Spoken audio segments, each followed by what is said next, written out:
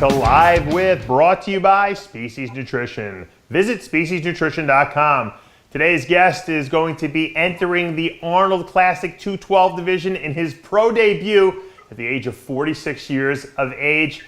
He's our new friend, Kamal Elgargni. Welcome to the show. Thanks, Chris. Thank you, Dave.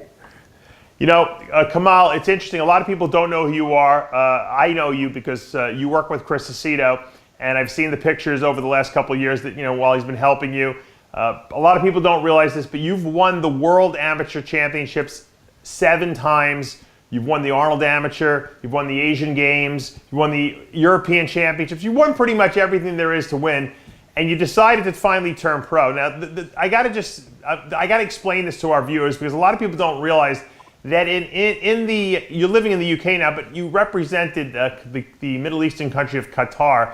And in the Middle East, they value the amateur status, and they pay you guys a salary not to take your pro card. So for many, many years, you competed as an amateur, and you've won over and over and over again.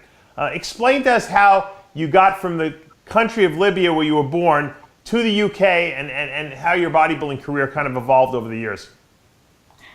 Okay, first of all, yeah, I'm originally from Libya, and it's like I started training in 1993, and as my first show was a Libyan championship in 1994, which is I won my class, was 70 kilogram, and then I moved to Malta for 2 years, and then after 2 years I moved here to UK. So I started training and I'm pushing myself and I'm trying to be like as a champion. I feel like I could do it, and then. I won the UK, I won the England, I won the overall, I represented England, I did the universe as well, so I won the universe, I won the Britain overall, so I did the world, I won the world with representing England as well, I won the overall, and I won the European, and then I got an invitation from Qatar to be representing Qatar. It was 2003. So I went to Qatar, I was representing Qatar. And then their guys, I mean, you have to win. So I've been representing Qatar since 2003 till 2011. So in that period, I won every single year the Asian Championship. I won the World Championship, IFBB World Championship about 7 times. I won the World Games. And I won the Asian Games, that's the most important for Qatar, that's what they invited us to be representing Qatar, the Asian Game, because most of the shows like the bodybuilding is not in the Olympic, but this one is like in the Asian Olympic Games. So I won that. No, I got to stop you for a minute. A lot of people don't understand that the continent of Asia includes the Middle East, and it's not. People think that the Middle East is in Europe, but it's not. Yeah, Middle East is bigger, yes. It's part of Asia, right? Yeah. Middle East is it's a lot big. I mean, as you know, the Asian continent is very, very, very big. So it's a lot of athletes, a lot of that. So that's why they push and they pay. To be honest, they give a lot of money there. So it is, but you have to win. They're not just giving the money like that. I mean, if you're not good enough, if you don't bring gold medals, if you don't win, so you don't get paid. And also, I got to preface one thing. Also, all these shows, the way they were set up, they drug test there. So especially the World Championships, you have to be able to pass the drug. It doesn't mean everyone's drug free, but you got to pass the drug test, right? Exactly right. Exactly right. No, the thing is, we have to, because I represent in a country which is Qatar and under the Olympic Committee, so we have to get tested before we go to the show. We make sure the country you clean. So if I get like drug test, if I get caught, if I got positive, I will lose everything. So we get tested before we go to the show, and then we get tested in the show. So we definitely get tested all the time when we were at the amateurs. Now, another thing that people don't realize is that when you win the World Championship, which let me tell you, there's not many people that can win the World Championships. That's one of the toughest amateur shows in the entire world. You've won it 7 times. You get paid. And I believe you were telling me before the interview that Qatar pays you, what, $70,000 every time you win that show? Yes, that's exactly right. I mean, for example, the contract with Qatar, which is You get paid, you get salary, you get house allowance, you got everything. I mean, you're being treated like a pro, which is a professional. Yeah. So as a pro, but with a lot of money. For me, people, they telling me, Kamal, why you not turning a pro? You could do it, you could this. I said, but anyway, to turn a pro, to make money. But I'm making a lot more money than the pros. So Right. it's easier for me to win the world champion than to win the Olympia. So that's why that time I couldn't turn a pro, just to have to make some money first, and then still the time to turn a pro. Right. So it is. I mean, we get for example, to win the world champion, to get, yes, it is $70,000 US, and then we do the Qatar Golden Cup. Any shows that been held in the Middle East, for example, we do the Qatar Golden Cup. We get the winner gets $30,000 US, and that's when he gets most of the top bodybuilder in the world. Even Big Ramy, he competed there once at the 2000 when he just come out. I think 2010. I wasn't competed there. I wasn't competing that. So most of the guys from Kuwait, from all over the world, they come for the money. It's, right. As you know, the bodybuilding, that's what they do for. Yes. So if you won the World Championships and you won the Qatar Cup in the same year, that's $100,000 right there you made. Exactly, $100,000 of prize money, plus you get all your salary, free accommodation, free everything. Were you living there at the time? I was yes, I was living there. So I lived there for 10 years. Oh wow! Why'd you leave? What are you, nuts? Sorry? I said, why did you leave? Are you crazy? Well, I mean, it is the end of this, and then the federation was closed.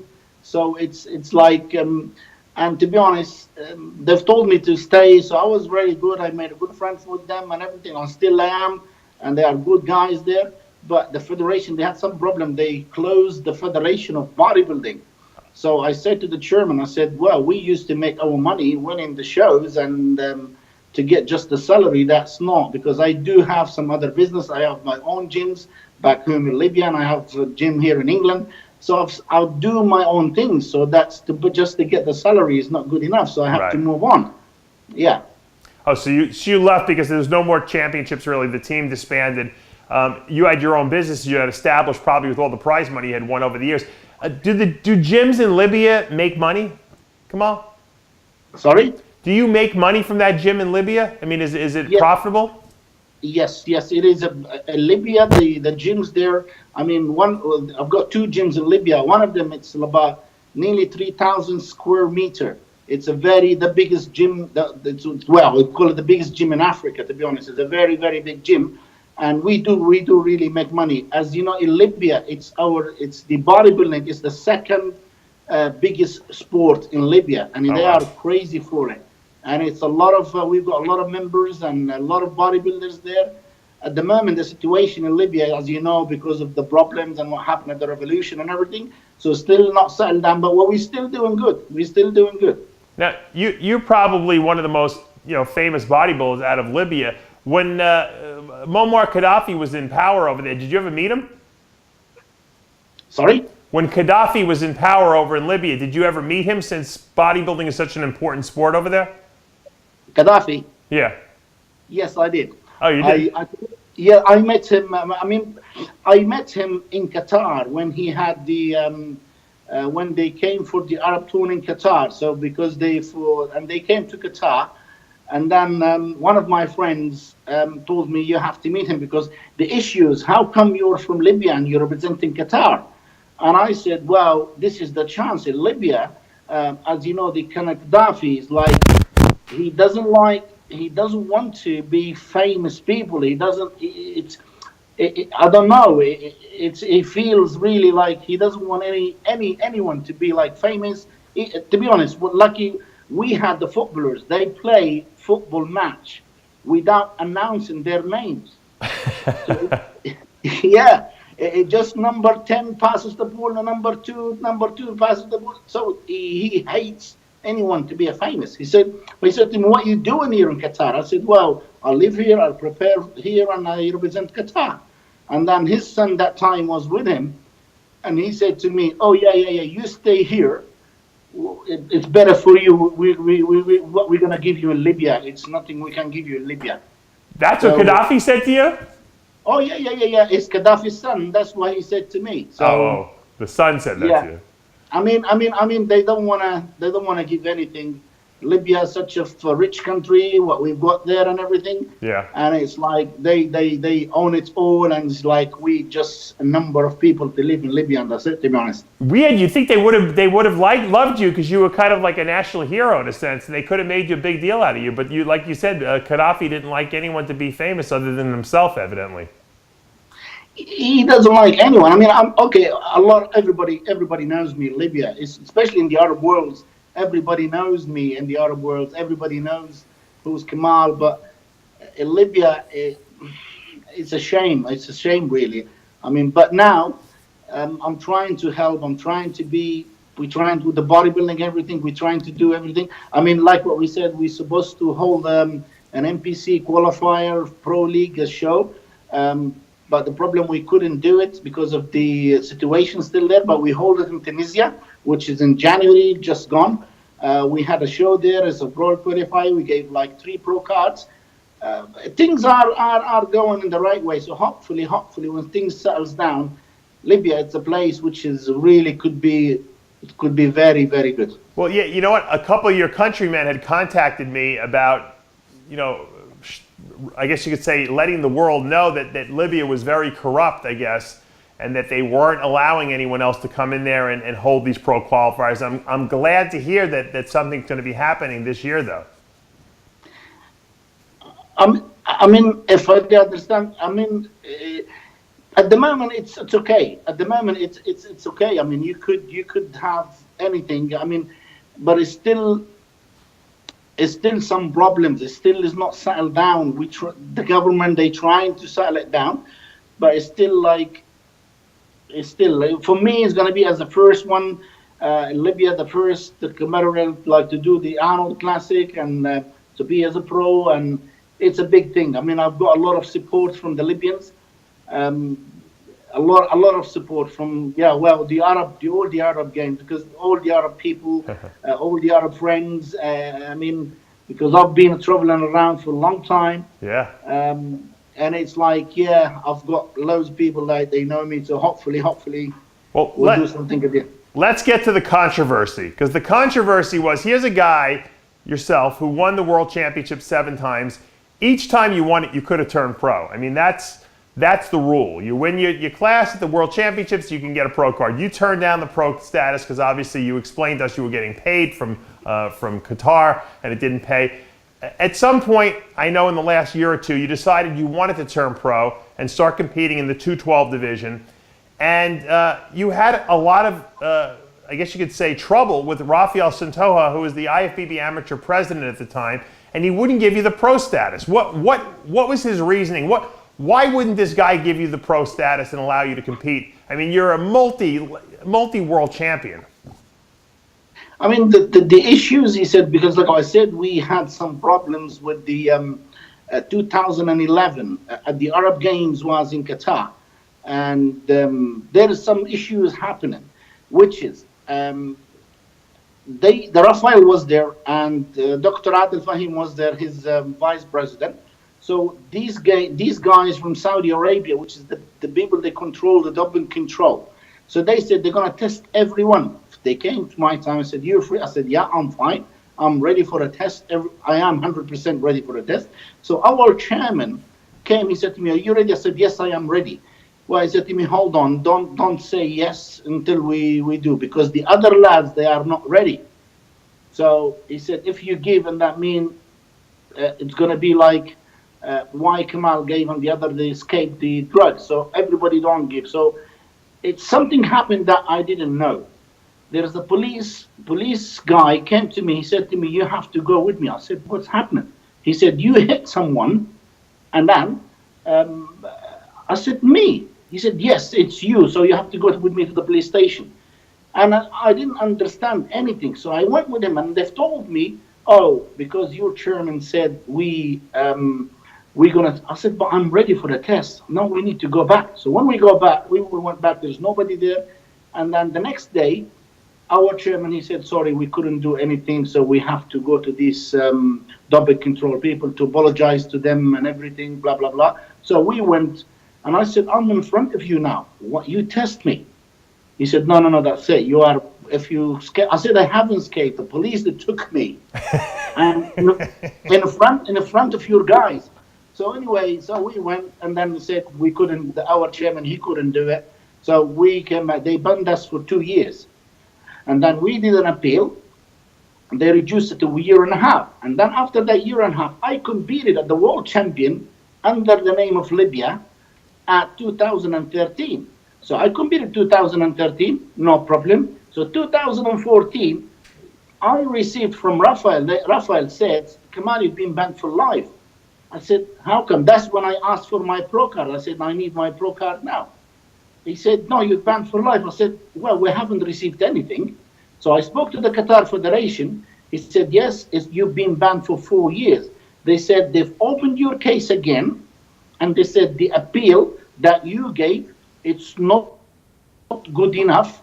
Now we're going to ban you for 4 years. And the 4 years is finished. And I said, okay, give me some documents. It says, I'm banned for life. He said to me, you're banned for life. So he hasn't gave me any paperwork. He hasn't gave me anything. So when I came back from Qatar here to England, I was busy sorting out doing my gym here in England. So I stopped for a few years because I was doing my things. And then I said, okay, give me some documents. So I spoke to him, and I spoke to Jim Manning. I said, listen, Jim, I'm having a problem. Arnold said to me, could you come to Ohio? At the Arnold Classic was last year, I think. Yeah, last year. Could you come to Ohio, and then I will have you sit up with Rafael, and we will solve this problem. He said, I know you, I've seen your physique, we want you with us. I said, fair enough. And so we sit with Rafael. Rafael said, okay, no problem, we will do this, we will do that, if you can get me this paperwork. So I got all the paperwork from Qatar Federation, and I spoke to them myself from the WADA from Qatar Federation. They've told me, Kamal, you've got nothing. Just go and see who's the one that he doesn't want you to compete. Right. He said, we've got nothing. And I've got some documents as well. And I've sent all these documents to Jim Mannion, and I've said, this is the documents. It doesn't say anything. And then happened the split up from the federation from between the amateur and everything. And Jim Mannion, thank you, thank him really. He gave me my pro card. So all gone good now. So basically, Rafael Santoja was the one who seemed to be having the problem with you. Yes, it's Rafael. I think he's the one. He could, because what he said in that meeting, he was scared. Jim Manning, he told him, oh, listen, you can't give Kamal his pro card, because Jim, he said he's going to give it to me. He said, right. I'm not going to let you go anywhere, because I told him, you let me know, because if not, I'm going to compete in different federation. I said, my business, because I just opened a gym in England, so I need to compete. Right. So I can't just wait. And he said to him, oh, no, see what WADA did to, what they call it, the Russia, they stopped all this. I said, but we're not under the Olympic. We're not Olympic game. Right. So he was scared him off and trying to make really bad for him, the rules. And it's nothing rules. It's all under the table. I know what they're doing, so... All right. The bottom line is... And the problem is I've helped them a lot. And I did hold a lot of amateur shows back home in Libya when everything is good. We paid prize money. We gave this, we gave that. But I don't know. These guys, they don't appreciate it. No. Well, someone had a problem with you, especially must have been Rafael. The bottom line is that Jim Mannion gave you your pro card. You have the IFBB Pro status. You're set. You were invited to the Arnold Classic that's going to be taking place in about 4 weeks in Columbus, Ohio, for your pro debut at the age of 46. Who said Dexter Jackson's the only guy who was in their late 40s that can be dominant? We've seen the pictures. We've seen them on your Facebook. We've seen them on your Instagram. Chris Aceto sent me the pictures.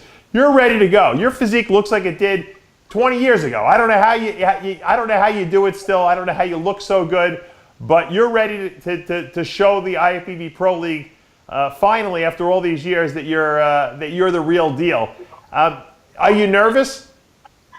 Well, to be honest, I am not nervous, because I am under a very good hands with, like you said, Chris Aceto. I mean, this guy, he helped me a lot. He helped me 13 years back when I was asking him a few things. Then I was asking him when I was in Qatar, because he visited Qatar in 1994, right, before I was there.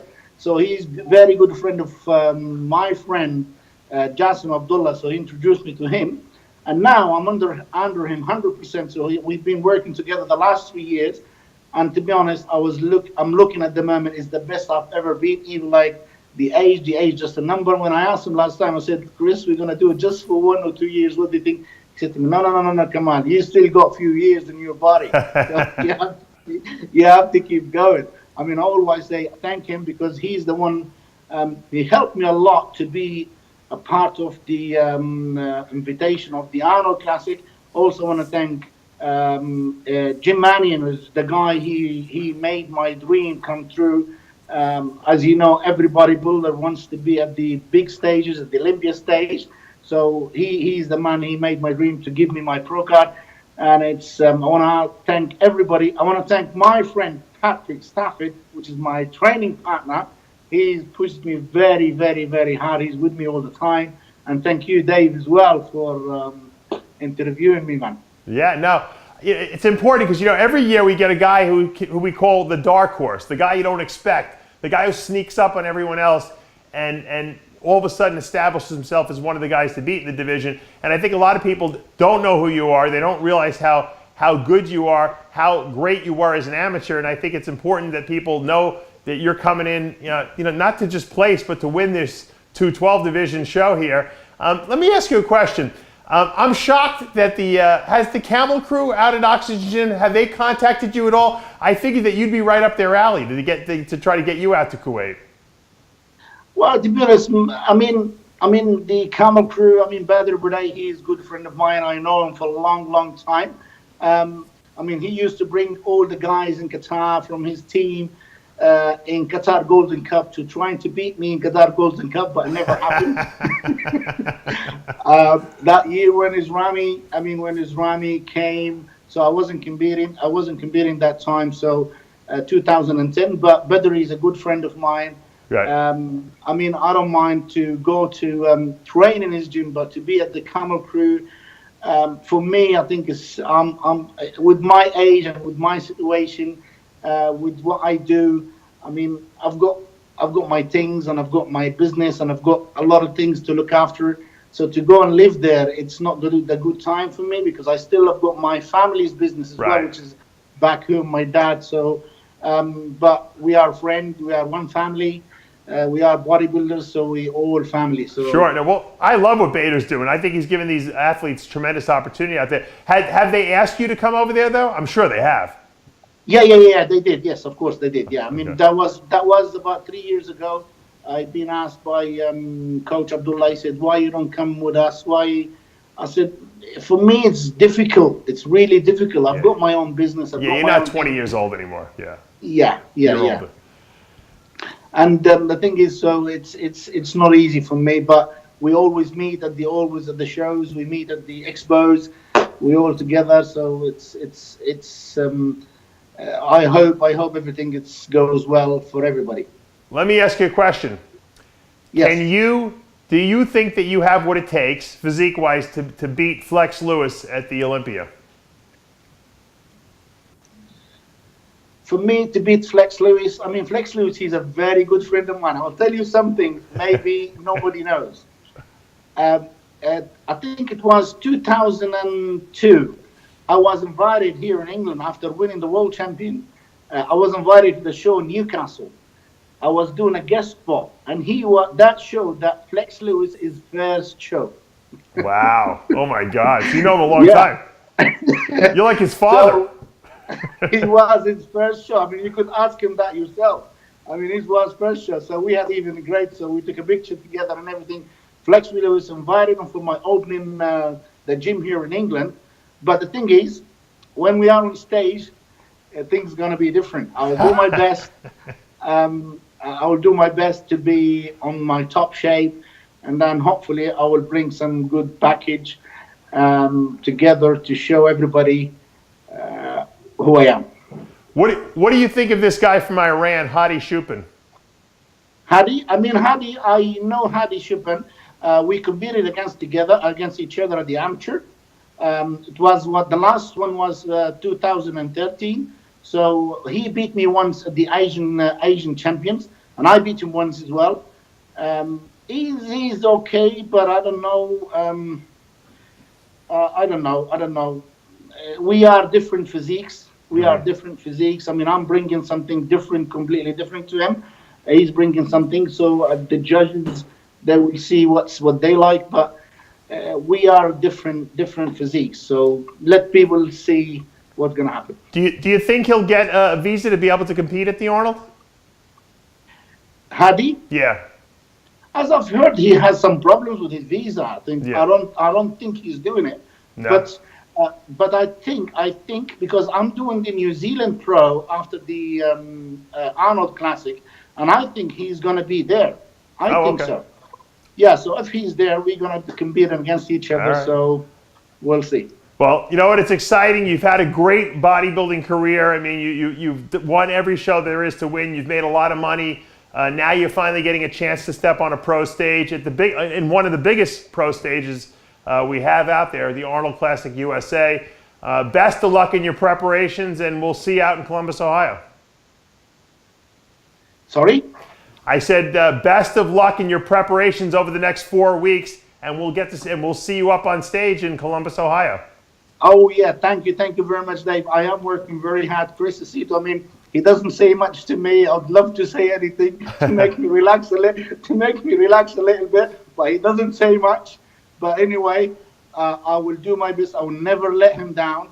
That's mostly. I'll never let him down, and hopefully we'll see you all guys there. I'll see everybody, all the fans, everybody. So we'll see you on the stage in Columbus, Ohio. All right, best of luck, and that'll take us to the end of another episode of Live With, brought to you by Species Nutrition. Visit speciesnutrition.com.